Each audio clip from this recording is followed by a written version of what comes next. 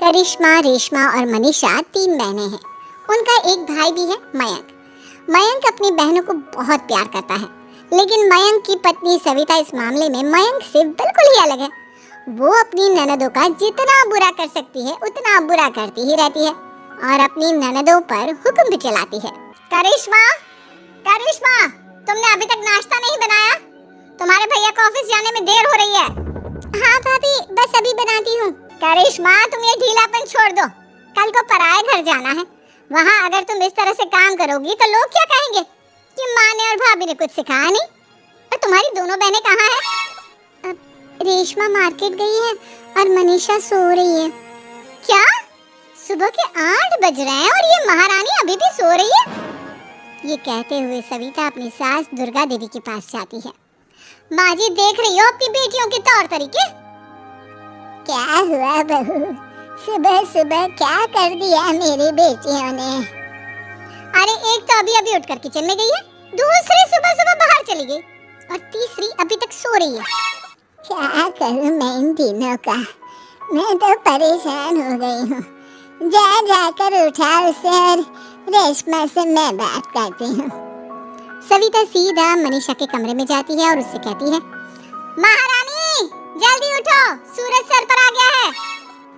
भाभी थोड़ी देर और सोने दो ना, मैं रात को लेट सोई थी। वो क्या ना यूनिट टेस्ट चल रहे हैं। शराफत से उठती है या नहीं, या फिर पानी की भरी बाल्टी डालूं तेरे ऊपर? नहीं भाभी, मुझे बिस्तर में नहीं नहाना, उठती हूँ मैं। मनीषा जल्दी से उठकर बाथरूम में चली जाती है। सभी आराम से बैठकर नाश्ता कर रहे होते कि तभी रेशमा बाजार से हाथ में सामान लिए आ जाती है। रेशमा को देखते ही सविता उस पर बरस पड़ती है। लो, आ गई महारानी। ऐसा भी क्या सामान लाना था जो सुबह आंख मलते ही बाजार की तरफ रवाना हो गई? भाभी, कल आप ही तो चीख रही थी कि घर का सारा सामान मुझे ही लाना पड़ता है, घर में किसी को भी किसी काम से कोई लेना देना नहीं है। अब मैं बाजार जाकर सामान ले आई तो आपको इस बात से भी तकलीफ हो रही है? देख रही हो माँ जी, अपनी बेटी की जुबान कैंची से भी तेज चलती है। और मयंक, आप तो कुछ कहेंगे नहीं अपनी लाडली बहन को? रेशमा, अपनी भाभी से ऐसे बात नहीं करते। चलो माफी मांगो। भैया, मैं क्यों माफी मांगू? आप भाभी से बोलिए ना कि हम पर कम हुक्म चलाया करें। हम इस घर की बेटियां हैं और आपकी पत्नी की ननद है, नौकरानी नहीं। लो कर लो बात। इनकी भलाई के लिए कुछ भी बोलो तो इन्हें बुरा लग जाता है। इस घर में यही इज्जत है मेरी। देख लो माँ जी, आपकी बेटी किस लहजे में मुझसे बात कर रही है। सविता वहाँ से चली जाती है। मयंक को बहुत गुस्सा आता है, वो भी वहाँ से चला जाता है। फिर करिश्मा रेशमा को समझाती है, रेशमा, तुम्हें भाभी से माफी मांग लेनी चाहिए थी ना। लेकिन दीदी, मैंने कुछ किया ही नहीं, तो मैं माफी क्यों मांगू? हाँ करिश्मा दीदी, रेशमा दीदी जैसे ही घर में आई भाभी ही उन पर चिल्ला रही थी। हाँ, मैं मानती हूँ कि गलती भाभी की थी। मैं तो इसलिए बोल रही हूँ कि भाभी ने माँ को तो पूरी तरह अपने वश में कर लिया है। वो हमारी बात सुनती ही नहीं। मयंक भैया हमारे लिए हमेशा खड़े रहते हैं, इसलिए उनकी बात का मान तो तुम्हें रखना चाहिए था ना। कोई फायदा नहीं दीदी, कुछ दिनों की बात और है, भाभी उन्हें भी हमारे खिलाफ भड़का देंगी। फिर वो भी माँ की तरह हमारी किसी बात का विश्वास नहीं करेंगे। इसी तरह सविता अपनी तीनों ननदों को किसी न किसी बात पर परेशान करती रहती थी। एक दिन मयंक अपनी तीनों बहनों के लिए गिफ्ट लाया। करिश्मा, ये तुम्हारे लिए हार का सेट। रेशमा, तुम्हारे लिए सुंदर सी ड्रेस। और मनीषा, तुम्हें किताबें पसंद है ना, तुम्हारे लिए किताबें लाया हूँ। थैंक यू भैया, थैंक यू भैया, थैंक यू भैया। करिश्मा, तुम्हारा नेकलेस कितना सुंदर है, ये भैया कहाँ से ले आए होंगे? मैंने भैया को 3 दिन पहले फोन पर ये डिजाइन दिखाया था और आज भैया ये ले आए। सविता तो अपनी ननदों के गिफ्ट्स देखकर जल गई और करिश्मा का नेकलेस तो उसे भी बहुत पसंद आया था। अपनी बहनों के लिए कितना अच्छा नेकलेस लेकर आए हैं, मुझे कभी कोई गिफ्ट नहीं दिया। मैं आज ही ये हार चुरा लूंगी। रात में सविता करिश्मा का हार चुरा लेती है और इसी तरह उसे अपनी ननदों की जो भी चीज़ अच्छी लगती वो उसे मांगती नहीं, बल्कि रात के अंधेरे में चुरा लेती। इसी तरह दिन बीतते गए और सविता ने मयंक के दिल में भी उसकी बहनों के लिए नफरत पैदा कर दी। एक दिन मयंक ने करिश्मा और रेशमा के लिए रिश्ता देखा और ये बात उसने घर में सबको बताई। माँ, करिश्मा और रेशमा के लिए बहुत अच्छा रिश्ता आया है, वो लोग कल इन्हें देखने आ रहे हैं। आप और सविता मिलकर सारी तैयारी कर लेना।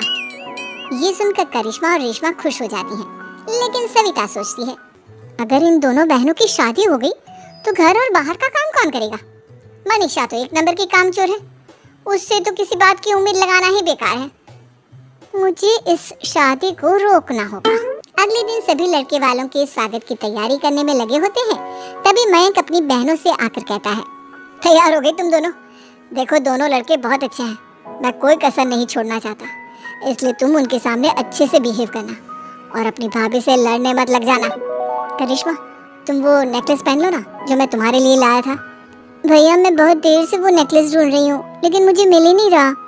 क्या तुमने नेकलेस खो दिया? तुम्हें पता भी है वो कितना महंगा था? तुम कोई काम ढंग से नहीं कर सकती। मयंक गुस्से में वहाँ से चला जाता है। थोड़ी देर बाद लड़के वाले भी आ जाते हैं। वो दोनों बहनों को पसंद कर लेते हैं और रिश्ता पक्का हो जाता है। लेकिन सविता के दिमाग में तो कुछ और ही खिचड़ी पक रही थी। वो पंडित जी के पास करिश्मा की कुंडली लेकर जाती है और उन्हें पैसे देकर करिश्मा की कुंडली बदलवा देती है। जब लड़के वालों के पास करिश्मा की कुंडली जाती है तो वो दुर्गा को फोन करते हैं। बहन जी, हमने करिश्मा की कुंडली अपने पंडित जी को दिखाई थी। आपकी बेटी की कुंडली नहीं बल्कि दोषों का पिटारा है। देखिए, मैं और मेरे पति इन सब बातों में बहुत विश्वास करते हैं, इसलिए हम आपकी बेटी से अपने बेटे की शादी नहीं करा सकते। इस तरह करिश्मा का रिश्ता टूट जाता है और सभी घर वालों को बहुत दुख होता है। अब कविता सोचती है, चलो करिश्मा का तो रिश्ता टूट गया, अब रेशमा का भी रिश्ता तोड़ना है। क्या करूं? अब सविता आवाज बदलकर किसी अननोन नंबर से रेशमा के होने वाले ससुराल में फोन करती है। हेलो, मैं कौन हूँ कौन नहीं ये आपके लिए जानना जरूरी नहीं, बस इतना सुन लो कि रेशमा का 2 साल से किसी के साथ अफेयर चल रहा है। बस रेशमा का रिश्ता तोड़वाने के लिए सविता का इतना कहना काफी था। अब रेशमा का भी रिश्ता टूट गया। मयंक और दुर्गा देवी ने रेशमा को खूब खरी खोटी सुनाई और उससे बार बार उस लड़के के बारे में पूछने लगे। आप दोनों मुझे क्यों परेशान कर रहे हो? अरे कोई लड़का होगा मेरी लाइफ में तो मैं बताऊंगी ना, जब कोई है ही नहीं तो कहाँ से लाऊं मैं कोई लड़का? तो तेरे होने वाले ससुराल वालों को फोन किसने किया था? माँ मैं नहीं जानती किसने फोन किया था, मैं सच कह रही हूँ। मैं तो पहले ही कह रही थी इसकी लगाम खींच कर रखो, लेकिन मेरी सुनता ही कौन है? आप चुप रहिए भाभी, ये सब आपका ही किया धरा है। अब तीनों बहनों को विश्वास हो जाता है कि ये सब उनकी भाभी ही कर रही है। तीनों बहनें अपनी भाभी को सबक सिखाने के लिए एक वकील कर लेती है और घर में हिस्सा मांग। देखो भैया, माँ बाप की जायदाद में जितना बेटों का हक होता है उतना ही बेटियों का, इसलिए इस घर के 4 हिस्से होंगे और हमें अपना हिस्सा चाहिए। मैंने तुम्हारे लिए क्या क्या नहीं किया और तुम इस घर में हिस्सा मांग रही हो? भैया, आप और माँ हम बहनों की कोई बात नहीं सुनते हो और भाभी हमारी शादी नहीं होने देगी क्योंकि उन्हें लगता है कि आप हमारी शादी में ज्यादा पैसा लगाओगे और उन्हें हम जैसी फ्री की नौकरानी कहाँ मिलेगी। तो हम भाभी के साथ तो रह नहीं सकते, हम बहनों को अपना हिस्सा चाहिए। अरे तुम्हें शर्म आनी चाहिए अपनी भाभी पर ऐसा इल्जाम लगाते हुए, वो तुम्हारे बारे में कितना सोचती है। हाँ माँ, भाभी हमारे बारे में बहुत सोचती है, दिन रात बस यही सोचती रहती है कि किस तरह से अपनी तीनों ननदों को परेशान करूं और कभी मुझे पढ़ने भी नहीं देती। दोनों बहनों का रिश्ता भी तो इन्होंने ही तोड़वाया है और रात में हमारे कमरे में आकर हमारी चीजें भी चुराती हैं। इसी तरह सविता की तीनों ननदें अपनी बात पर अड़ी रही। अब कोर्ट में तारीख भी शुरू हो गई। जब सविता को लगा कि उसकी तीनों ननद इतनी आसानी से नहीं मानने वाली, तो उसने अपने पति और सास को सारी सच्चाई बता दी और अपनी तीनों ननद से माफी मांगी। मयंक और दुर्गा को भी अपनी गलती का एहसास हो गया। अब सविता खुद करिश्मा और रेशमा के लिए अच्छा रिश्ता ढूंढती है और उनकी शादी करवाती है।